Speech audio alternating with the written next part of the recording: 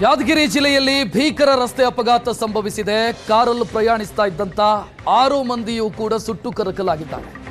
ಯಾದಗಿರಿ ಜಿಲ್ಲೆಯ ಸುರಪುರ ಸಮೀಪ ನಡೆದಿರುವಂತಹ ಅಪಘಾತ ಇದು. ತಾಲೂಕಿನ ಶಾಂತಾಪುರ ಕ್ರಾಸ್ ಬಳಿ ನಡೆದಿರುವಂತಹ ಅಪಘಾತ ಭಯಾನಕವಾಗಿದೆ. ಅಪಘಾತದ ದೃಶ್ಯಗಳು.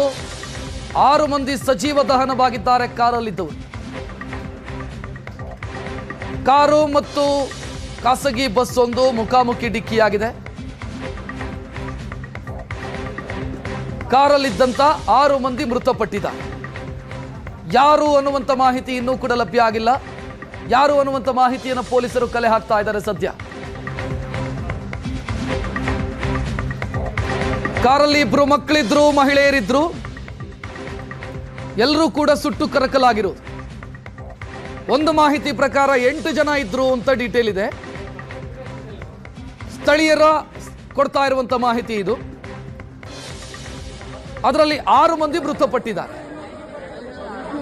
2 ಸ್ಥಳದಲ್ಲೇ ಮೃತಪಟ್ಟರು. ಉಳಿದವರನ್ನ ಕಾರ್ನಿಂದ ಹೊರತೆಗೆಯುವಂತ ಪ್ರಯತ್ನ ಆಯಿತು. ಆಸ್ಪತ್ರೆಗೆ ಕರೆದುಕೊಂಡು ಹೋಗುವಂತ ದಾರಿ ಮಧ್ಯದಲ್ಲೇ ಅವರು ಮೃತಪಟ್ಟಿದ್ದಾರೆ ಅನ್ನುವಂತ ಮಾಹಿತಿ.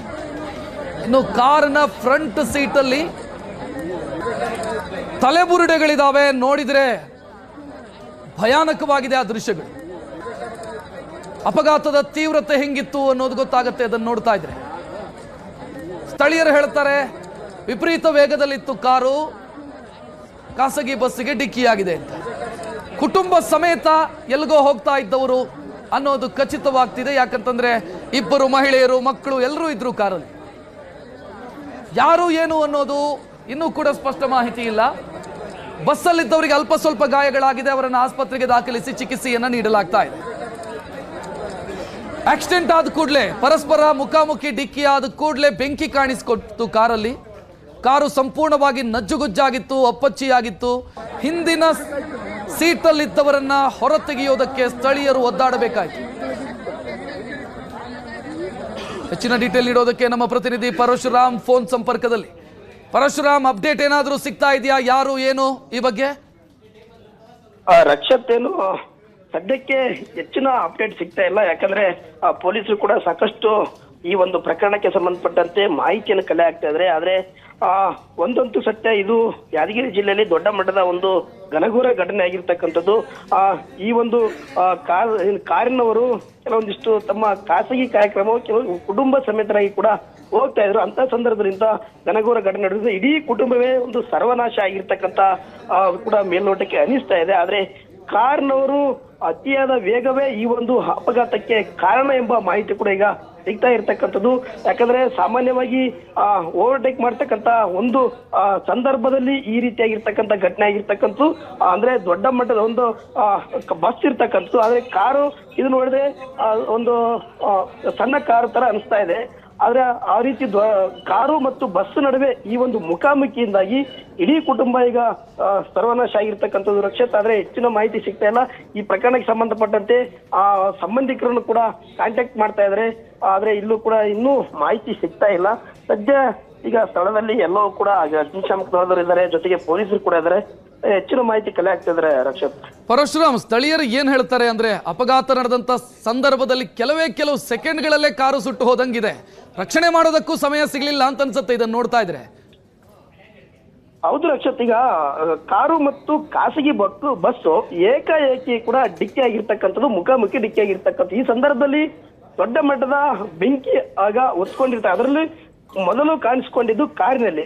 ಆ ಕಾರಿನಲ್ಲಿ ಕಾಣಿಸ್ಕೊಂಡ ನಂತರ ಬಸ್ನಲ್ಲಿ ಕೂಡ ಅದು AC ಬಸ್ ಆಗಿರೋ ಕಾರಣಕ್ಕಾಗಿ ದೊಡ್ಡ ಮಟ್ಟದಲ್ಲಿ ಒತ್ತಿಕೊಳ್ಳುತ್ತೆ. ಆದ್ರೆ ರಕ್ಷಣಾತ್ಮಕವಾಗಿ ಬಸ್ನಲ್ಲಿ ಇರ್ತಕ್ಕಂಥ ಎಲ್ಲರೂ ಕೂಡ ಹೊರಗಡೆ ಬಂದಿದ್ದಾರೆ. ಆದ್ರೆ ಕಾರಲ್ಲಿ ಇರ್ತಕ್ಕಂಥ 6 ಜನ ಕೂಡ ಸಜೀವವಾಗಿ ದಹನಗೊಂಡಿರ್ತಕ್ಕಂಥದ್ದು.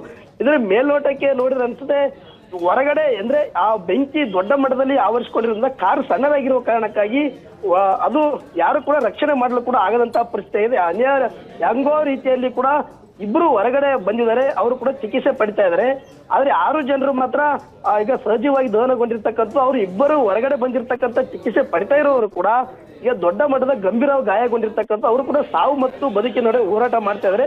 ಆ ಖಾಸಗಿ ಆಸ್ಪತ್ರೆಗೆ ಕೂಡ ಅವ್ರನ್ನ ದಾಖಲು ಮಾಡಿರ್ತಕ್ಕಂಥ. ರಕ್ಷತ್, ಆದ್ರೆ ಇದು ಯಾದಗಿರಿ ಜಿಲ್ಲೆಯಲ್ಲಿ ಕೂಡ ದೊಡ್ಡ ಒಂದು ಅಪಘಾತ. ಪರಶುರಾಮ್, ಈಗ ಬಸ್ಸಿನ ದೃಶ್ಯವನ್ನು ನೋಡ್ತಾ ಇದೀವಿ. ಬಸ್ಸು ಕೂಡ ಬೆಂಕಿಯಲ್ಲಿ ಬೆಂದು ಹೋಗ್ತಾ ಇರೋದು, ಸುಟ್ಟು ಹೋಗ್ತಾ ಇರೋದನ್ನು ನೋಡ್ತಾ ಇದ್ದೀವಿ. ಬಸ್ಸಲ್ಲಿ ಎಷ್ಟು ಜನ ಪ್ರಯಾಣಿಕರಿದ್ರು, ಅವರ ಸ್ಥಿತಿ ಹೆಂಗಿದೆ? ನಿಯರೆಸ್ಟ್ ಹಾಸ್ಪಿಟಲ್ ಯಾವುದು ಇಲ್ಲಿಗೆ? ರಕ್ಷತ್, ಈ ಬಸ್ ನಲ್ಲಿ ಸುಮಾರು 40 ಜನರು ಪ್ರಯಾಣಿಕರಿದ್ರು. ಅಂದ್ರೆ ಈ ಒಂದು ಬಸ್ಸು ಬೆಂಗಳೂರಿಂದ ಕಲಬುರಗಿ ಕಡೆಗೆ ಬರ್ತಾ ಇತ್ತು. ಅದು ಎಸಿ ಸ್ಲಿಪ್ಪರ್ ಬಸ್ ಆಗಿರೋ ಕಾರಣಕ್ಕಾಗಿ ಅವರು ಕೂಡ ಮಲ್ಕೊಂಡಿದ್ರು. ಕೆಲವು ಜನ ಸಣ್ಣ ಪುಟ್ಟ ಮಕ್ಕಳು ಕೂಡ ಇದ್ರು, ಸಾಕಷ್ಟು ಮಹಿಳೆಯರಿದ್ರು ಮತ್ತು ಪುರುಷರು ಕೂಡ ಇದ್ರು. ಆದ್ರೆ ಫಸ್ಟ್ ಬೆಂಕಿ ಹೊತ್ತಿಕೊಂಡಿದ್ದು ಕಾರ್ಗೆ. ಆ ನಂತರದಲ್ಲಿ ಇದು ಎಸಿ ಸ್ಲೀಪರ್ ಬಸ್ ಆಗಿರೋ ಕಾರಣಕ್ಕಾಗಿ ಇದಕ್ಕೂ ಕೂಡ ಬೆಂಕಿ ಆವರಿಸಿಕೊಂಡಿರ್ತಕ್ಕಂಥದ್ದು. ಅದರಲ್ಲಿ ಚಾಲಕರು ಮತ್ತು ಅಲ್ಲಿರ್ತಕ್ಕಂಥ ಒಂದು ಬಸ್ನ ಸಿಬ್ಬಂದಿಗಳ ಒಂದು ಮುಂಜಾಗ್ರತಾ ಕ್ರಮ ಇರ್ಬೋದು, ಜೊತೆಗೆ ಅವರ ಒಂದು ಸಹಾಯದಿಂದಾಗಿ ಬೇಗನೆ ಹೊರಗಡೆ ಎಲ್ಲರೂ ಕೂಡ ಬಂದಿದ್ದಾರೆ. ಆದ್ರೆ ಅವ್ರಿಗೆ ಸಣ್ಣ ಪುಟ್ಟ ಗಾಯಗಳು, ಅಂದ್ರೆ ಗಾಯವೂ ದೊಡ್ಡ ಮಟ್ಟದಲ್ಲಿ ಆಗಿಲ್ಲ. ಸುಮ್ಮನೆ ಬರ್ಬೇಕಾದ್ರೆ ಏನು ಸಣ್ಣ ಪುಟ್ಟ ಗಾಯಗಳಾಗಿರ್ತಕ್ಕಂಥ, ಆದ್ರೆ ಯಾರಿಗೂ ಕೂಡ ಪ್ರಾಣಕ್ಕೆ ಕುತ್ತಾಗಿಲ್ಲ, ಯಾರಿಗೂ ಕೂಡ ಸಮಸ್ಯೆ ಆಗಿಲ್ಲ. ರಕ್ಷತ್, ಅಂದ್ರೆ ಇಲ್ಲಿ ಪಕ್ಕದ ಹಾಸ್ಪಿಟಲ್ ಯಾವುದು ಪರಶುರಾಮ್? ಅಂದ್ರೆ ಇಮಿಡಿಯೇಟ್ ಮೆಡಿಕಲ್ ಸಪೋರ್ಟ್ ಸಿಕ್ಕಿದೆಯಾ ಗಾಯಗೊಂಡವರಿಗೆ? ಸದ್ಯ ಈಗ ಏನು ಗಾಯಗೊಂಡಿರ್ತಕ್ಕಂಥವ್ರು ಸುರಪುರ ತಾಲೂಕು ಆಸ್ಪತ್ರೆಗೆ ಕೂಡ ರವಾನೆ ಆಗಿದ್ದಾರೆ. ಅಲ್ಲಿ ಕೂಡ ದೊಡ್ಡ ಮಟ್ಟದ, ಅಂದ್ರೆ ಪ್ರಮುಖವಾಗಿ ಕಾರಲ್ಲಿ ಇರ್ತಕ್ಕಂಥ ಇಬ್ಬರಿಗೂ ದೊಡ್ಡ ಮಟ್ಟದ ಒಂದು ಗಂಭೀರ ಗಾಯಗಳಾಗಿರ್ತಕ್ಕಂಥ ಅವ್ರನ್ನು ಕೇವಲ ಸುರಪುರದಲ್ಲಿ ಮಾತ್ರ ಅಲ್ಲ, ಕಲಬುರಗಿಯ ಒಂದು ಖಾಸಗಿ ಆಸ್ಪತ್ರೆ ಕೂಡ ರವಾನೆ ಮಾಡಿರ್ತಕ್ಕಂಥದ್ದು. ಈಗ ಸದ್ಯ ಚಿಕಿತ್ಸೆ ಪಡಿತಾ ಇದ್ದಾರೆ. ಆದ್ರೆ ಅವರಿಗೂ ಕೂಡ ದೊಡ್ಡ ಮಟ್ಟದಲ್ಲಿ ಒಂದು ಬೆಂಕಿ ತಗುಲಿರುವ ಕಾರಣಕ್ಕಾಗಿ ಅವರಲ್ಲಿ ಅಂದ್ರೆ ಸಾವು ಮತ್ತು ಬದುಕಿನ ನಡುವೆ ಇಬ್ಬರು ಕೂಡ ಹೋರಾಡ್ತಿದ್ದಾರೆ ಎಂಬ ಮಾಹಿತಿ ಕೂಡ ಸಿಗ್ತಾ ಇದೆ. ರಕ್ಷತ್, ಈಗ ಯಾರು ಏನು ಅಂತ ಗೊತ್ತಾಗಬೇಕು ಅಂತಂದ್ರೆ ಅಟ್ಲೀಸ್ಟ್ ಒಂದು ನಂಬರ್ ಪ್ಲೇಟ್ ಆದ್ರೂ ಕಾಣಿಸಬೇಕು. ಬಟ್ ನಂಬರ್ ಪ್ಲೇಟು ಇಲ್ಲ, ಅಲ್ಲಿ ನಂಬರ್ ಪ್ಲೇಟು ಸುಟ್ಟು ಹೋಗಿದೆ. ಹೌದು ರಕ್ಷತ್, ಅದು ಕಾರು, ಯಾವ ಕಾರು, ಯಾರಿಗೆ ಸೇರಿದ್ದು, ಅದ್ರಲ್ಲಿ ಎಷ್ಟು ಜನ ಇದ್ರು ಅನ್ನೋದು ಕೂಡ ಮಾಹಿತಿ ಕಲೆ ಹಾಕುವಲ್ಲಿ ಪೊಲೀಸರು ಕೂಡ ದೊಡ್ಡ ಮಟ್ಟದ ಹರಸಾಹಸ ಪಡ್ತಾ ಇದ್ದಾರೆ. ಯಾಕಂದ್ರೆ ಕಾರ್ ನಂಬರ್ ಪ್ಲೇಟ್ ಇಲ್ಲ, ಕಾರು ಯಾವ್ದಂತ ಗೊತ್ತಾಗಿಲ್ಲ, ಸಂಪೂರ್ಣವಾಗಿ ಸುಟ್ಟು ಭಸ್ಮ ಆಗುತ್ತೆ. ಒಳಗಡೆ ಇರ್ತಕ್ಕಂಥ ಉಪಕರಣಗಳು, ಜೊತೆಗೆ ಅಲ್ಲಿ ಸಜೀವವಾಗಿ ದಹನಗೊಂಡಿರ್ತಕ್ಕಂಥ ಆ ಜನರ ಪರಿಸ್ಥಿತಿ ನೋಡಿದ್ರೆ ಅಲ್ಲಿ ತಲೆ ಬುರುಡೆಗಳು, ಕಾಲುಗಳು, ಕೈಗಳು ಎಲ್ಲವೂ ಕೂಡ ಸುಟ್ಟು ಭಸ್ಮ ಆಗಿದಾವೆ. ಆದ್ರೆ ಇದರ ಮೇಲ್ನೋಟಕ್ಕೆ ನೋಡಿದ್ರೆ ಇದು ಯಾರು ಏನು ಎಂಬುದು ಕೂಡ ಸ್ವಲ್ಪ ಅಂದ್ರೆ ಮಾಹಿತಿ ಕಲೆ ಹಾಕಲು ಸಮಯ ತೆಗೆದುಕೊಳ್ಳುವಂತ ಸಂದರ್ಭ ಇರ್ತಕ್ಕಂಥದ್ದು. Rakshath, thank you Parashuram. ಈಗ ಪ್ರತ್ಯಕ್ಷದರ್ಶಿ ಚಂದ್ರಶೇಖರ್ ಅಂತ ಅಪಘಾತ ನಡೆದಂತ ಸಂದರ್ಭದಲ್ಲಿ ಅಲ್ಲಿದ್ರು, ಅವ್ರ ಫೋನ್ ಸಂಪರ್ಕದಲ್ಲಿ. ಚಂದ್ರಶೇಖರ್ ಅವರೇ ನಮಸ್ಕಾರ. ನಮಸ್ಕಾರ ಸರ್. ನಮಸ್ತೆ, ಏನಾಯ್ತು ಚಂದ್ರಶೇಖರ್ ಅವರೇ? ಮಾಹಿತಿ ಏನಿದೆ ತಮ್ಮಲ್ಲಿ? ಸರ್, ಅದು ಬೆಂಗಳೂರಿಂದ ಗುಲ್ಬರ್ಗ ಹೋಗ್ತಾ ಇರೋ ಸರ್ ಬಸ್ಸು ಮತ್ತೆ ಕಾರು, ಈ ಕಡೆ ಲಿಂಗಸೂರ್ಗೆ ಹೋಗ್ತಾ ಇರುವಂತ ಕಾರು ಎರಡರ ನಡುವೆ ಆಕ್ಸಿಡೆಂಟ್ ಆಗಿ ಸರ್ ಬೆಂಕಿ ಹತ್ತಿದೆ ಸರ್. ಅದರಲ್ಲಿ ಕಾರಲ್ಲಿರುವಂತಹ ವ್ಯಕ್ತಿಗಳಿಗೆ ಜಾಸ್ತಿ ಇದಾಗಿ ಸರ್ 4 ಜನ, ಇಬ್ಬರು ಅಲ್ಲಿ ಸ್ಥಳದಲ್ಲಿ ಮೃತಪಟ್ಟಿದ್ದಾರೆ. ಇಬ್ರು ಹಾಸ್ಪಿಟಲ್ ಮೃತಪಟ್ಟಿದ್ದಾರೆ ಸರ್. ಓಕೆ. ಇಬ್ರು ಹುಡುಗರು ಸರ್, ಸಣ್ಣ ಹುಡುಗರು ಇದಾವೆ. ಅವ್ರನ್ನ ಯಾದಗಿರಿಗೆ ಸ್ಥಳಾಂತರಿಸ್ತಾರೆ ಸರ್ ಹಾಸ್ಪಿಟ್ಲಿಗೆ. ಎಷ್ಟು ಟೋಟಲ್ ಎಷ್ಟು ಜನ ಇದ್ರು? 6 ಜನ ಇದ್ದಿದ್ದ? ಆಗೊಬ್ರು ಮಾತಾಡಿದಾಗ 8 ಅಂತ ಹೇಳಿದ್ರು. ಆ ಕಾರಣಕ್ಕಾಗಿ ಟೋಟಲ್ 6 ಜನ ಸರ್ ಇವಾಗ ಮೃತಪಟ್ಟಿರೋ ಸರ್. ಅಲ್ಲಿ ಕಾರಲ್ಲಿ ಇದ್ದಿದ್ದೆ 6 ಜನ? ಒಂದ್ ನಿಮಿಷ ಚಂದ್ರಶೇಖರ್ ಅವರೇ, ಕಾರಲ್ಲಿ ಇದ್ದಿದ್ದೆ 6 ಜನನಾ ಸರ್? ಕಾರಲ್ಲಿ ಅಷ್ಟು ಮಾಹಿತಿ ಇಲ್ಲ ಸರ್ ನಿಖರವಾಗಿ ಸರ್. ಅದು ನಿಖರವಾಗಿ ಕಾರಲ್ಲಿರುವಂತ ಮಾಹಿತಿ ಇಲ್ಲ ಸರ್. ಟೋಟಲ್ 6 ಜನ ಸರ್ ಮೃತಪಟ್ಟಿದ್ದಾರೆ ಸರ್. ಯಾರು ಏನು ಅಂತ ಏನಾದ್ರು ಗೊತ್ತಾಗಿದೆಯಾ ಚಂದ್ರಶೇಖರ್ ಅವರೇ? ಸರ್ ಮಾಹಿತಿ ಇಲ್ಲ ಸರ್, ಅದು ಯಾರು ಅಂತ ಏನಂತ ಇನ್ನೂ ಮಾಹಿತಿ ನಿಖರವಾಗಿ ಗೊತ್ತಾಗಿಲ್ಲ ಸರ್. ಈ ರಕ್ಷಣೆ ಮಾಡೋದಕ್ಕಾದ್ರೂ ಸಮಯ ಸಿಕ್ಕಿತ್ತಾ ಚಂದ್ರಶೇಖರ್ ಅವರೇ? ಯಾಕಂತಂದ್ರೆ ದೃಶ್ಯ ನೋಡ್ತಾ ಇದ್ರೆ ಬಹಳ ಭಯಾನಕ ಆಗಿದೆ. ಅಷ್ಟೊತ್ತಿಗೆ ಸ್ವಲ್ಪ ಇವು ಅಗ್ನಿಶಾಮಕ ದಳ ಬರೋತ್ತಿಗೆ ಬೆಂಕಿ ಬೇಗನೆ ಹತ್ಕೊಂಡ್ಬಿಟ್ಟು ಸರ್. ಅದು ಅಂದ್ರೆ ಒಂದು ದೃಶ್ಯ ನೋಡ್ತಿದ್ದೆ ನಾನು. ಕೆಲವೊಂದು ಟ್ರೈ ಮಾಡಿದಾರೆ ಸರ್, ಆದ್ರೆ ಆಗಿಲ್ಲ ಸರ್ ಕಾರಲ್ಲಿ. ಅದೇ ಚಂದ್ರಶೇಖರ್ ಅವರೇ, ಅದೇ ದೃಶ್ಯ ನೋಡ್ತಾ ಇದ್ವಿ ನಾವು. ಸಂಪೂರ್ಣ ಅಪ್ಪಚ್ಚಿ ಆಗಿತ್ತು. ಡೋರ್ ತೆಗೆಯುವಂತ ಪ್ರಯತ್ನ ಮಾಡ್ತಾ ಇದ್ರು ಅಲ್ಲಿನ ಸ್ಥಳೀಯರು. ಓಪನ್ ಆಗ್ತಾ ಇರಲಿಲ್ಲ ಸರ್. ಓಪನ್ ಆಗ್ತಾ ಇರ್ಲಿಲ್ಲ ಸರ್. ಇದು ಬಸ್ ಒಳಗಡೆ ಹೋಗ್ಬಿಟ್ಟಿದೆ ಸರ್ ಅದು ಕಾರು. ಇಲ್ಲಿ ಹತ್ರದ ಹಾಸ್ಪಿಟಲ್ ಯಾವುದು ಚಂದ್ರಶೇಖರ್ ಅವರು? ಎಷ್ಟು ದೂರ ಆಗುತ್ತೆ ಇಲ್ಲಿಂದ? ಸುರ್ಪುರ್ ಸರ್. ಸುರ್ಪುರ್ಗೆ 15ರಿಂದ 20 ಕಿಲೋಮೀಟರ್ ಆಗುತ್ತೆ ಸರ್.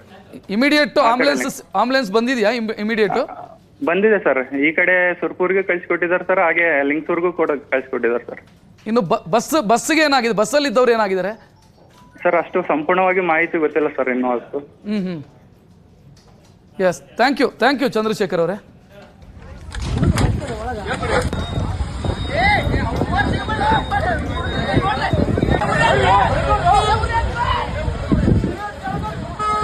ದೃಶ್ಯ ನೋಡ್ತಾ ಇದ್ದೀರಿ. ಬಸ್ಸು ಮತ್ತು ಕಾರಿನ ಮಧ್ಯೆ ಮುಖಾಮುಖಿ ಡಿಕ್ಕಿಯಾದಂಥ ಪರಿಣಾಮ ಕಾರಲ್ಲಿದ್ದಂಥ 6 ಜನ ಮೃತಪಟ್ಟಿದ್ದಾರೆ.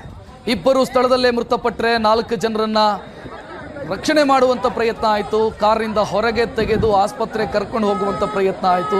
ಇಬ್ಬರು ಮಾರ್ಗ ಮಧ್ಯೆ ಮೃತಪಟ್ಟರೆ ಆಸ್ಪತ್ರೆಯಲ್ಲಿ ಮತ್ತಿಬ್ಬರು ಮೃತಪಟ್ಟಿದ್ದಾರೆ. ಪುಟ್ಟ ಪುಟ್ಟ ಮಕ್ಕಳು, ಮಹಿಳೆಯರು ಕೂಡ ಕಾರಲ್ಲಿದ್ದರು ಅನ್ನೋದು ಇಲ್ಲಿಯವರೆಗೆ ಯಾರು ಅನ್ನುವಂಥ ಮಾಹಿತಿ ಲಭ್ಯವಾಗಿಲ್ಲ. ಕಾರಣ ಏನು ಅಂತಂದರೆ ಏನಾಯಿತು ಅಂತ ಹೇಳೋದಕ್ಕೆ ಯಾರೂ ಉಳಿದಿಲ್ಲ, ಏನಾಗಿದೆ ಅನ್ನೋದನ್ನು ಹೇಳೋದಕ್ಕೂ ಕೂಡ ಯಾರೂ ಇಲ್ಲ ಅಂತ ಸ್ಥಿತಿ. ಕಾರ್ನ ನಂಬರ್ ಪ್ಲೇಟು ಇಲ್ಲ, ಅಟ್ಲೀಸ್ಟು ಮಾಹಿತಿಯನ್ನು ಕಲೆ ಹಾಕೋದಕ್ಕೆ ಯಾರ್ದು ಕಾರು ಏನು ಈ ಮಾಹಿತಿನೂ ಕೂಡ ಸಿಗ್ತಾ ಇಲ್ಲ. ಪೊಲೀಸರು ಸದ್ಯ ಮಾಹಿತಿ ಕಲೆ ಹಾಕೋದಕ್ಕೆ ಹರಸಾಹಸ ಪಡ್ತಾ ಇದ್ದಾರೆ. ಕಾರನ್ನು ನೋಡ್ತಾ ಇದ್ದೀರಿ, ಸಂಪೂರ್ಣವಾಗಿ ಸುಟ್ಟು ಹೋಗಿದೆ. ಯಾರು ಏನು ಅನ್ನುವಂಥ ಮಾಹಿತಿಯೂ ಕೂಡ ಸದ್ಯಕ್ಕೆ ಸಿಗ್ತಾ ಇಲ್ಲ. 6 ಮಂದಿ ಮೃತಪಟ್ಟಿದ್ದಾರೆ. ಸ್ಥಳೀಯರು ಮಾಹಿತಿ ಕೊಡೋ ಸಂದರ್ಭದಲ್ಲಿ 6 ಜನ ಇದ್ರು ಅಂತ ಹೇಳ್ತಾರೆ, ಮತ್ತೆ ಕೆಲವರು 8 ಜನ ಇದ್ರು ಅಂತ ಹೇಳ್ತಾರೆ. ಇನ್ನೂ ಕೂಡ ಅದರ ಬಗ್ಗೆ ಯಾವುದೇ ಸ್ಪಷ್ಟತೆ ಸಿಗ್ತಾ ಇಲ್ಲ. ಆದರೆ ಬಸ್ಸಲ್ಲಿದ್ದವರು ಅದೃಷ್ಟವಶಾತ್ ಪಾರಾಗಿದ್ದಾರೆ. ಬಸ್ಸಲ್ಲಿದ್ದವರಿಗೆ ಯಾರಿಗೂ ಏನೂ ಆಗಿಲ್ಲ ಅನ್ನುವಂಥ ಮಾಹಿತಿಯೂ ಕೂಡ ಸಿಗ್ತಾ ಇದೆ.